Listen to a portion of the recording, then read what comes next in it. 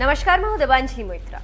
अभी कुछ दिनों पहले हमने आपको एक खबर दी थी कि भारतीय नौसेना में अटैक हेलीकॉप्टर अपाचे शामिल किए गए, जिसके बारे में कहा जाता है कि ये समुद्र में पनडुब्बियों का शिकार करते हैं और इनके शामिल होने से भारत की समुद्र में ताकत में कई गुना इजाफा हुआ।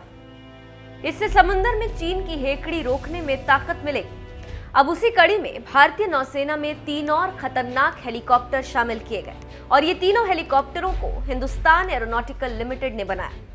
इन तीनों हेलीकॉप्टर्स को शामिल करने के लिए भारतीय नौसेना की एयर स्क्वाड्रन INS हंसा पर कार्यक्रम आयोजित किया गया।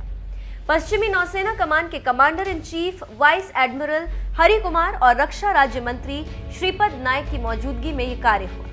राज्य मंत्री नायक ने इस मौके पर कहा कि सभी हेलीकॉप्टर मिल जाने पर भारत की तटीय सुरक्षा और मजबूत होगी। जानकारी देते चले कि ध्रुव एडवांस्ड लाइट मार्क 3 हेलीकॉप्टरों से भारत की तटीय सुरक्षा मजबूत होगी। मुंबई पर आतंकी हमला होने के 9 साल बाद मार्च 2017 में HAL के साथ लगभग 5,126 करोड़ रुपए के अनुबंध पर सिग्नेचर करके मार्क 3 का ऑर्डर दिया था।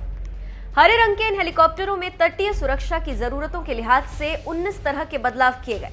स्वदेश निर्मित ध्रुव एडवांस्ड लाइट हेलीकॉप्टरों ने परीक्षण के दौरान 3 लाख घंटे की उड़ान भरकर अपनी काबिलियत साबित की।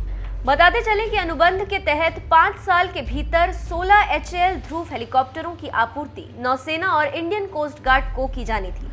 HAL के अध्यक्ष और प्रबंध निदेशक ने एरो इंडिया के आखिरी दिन 5 फरवरी 2021 को 5 हेलीकॉप्टरों का पहला बैच नौसेना अध्यक्ष को सौंपा था। इसमें 2 हेलीकॉप्टर इंडियन कोस्ट गार्ड पहले ही अपने बेड़े में शामिल कर चुकी।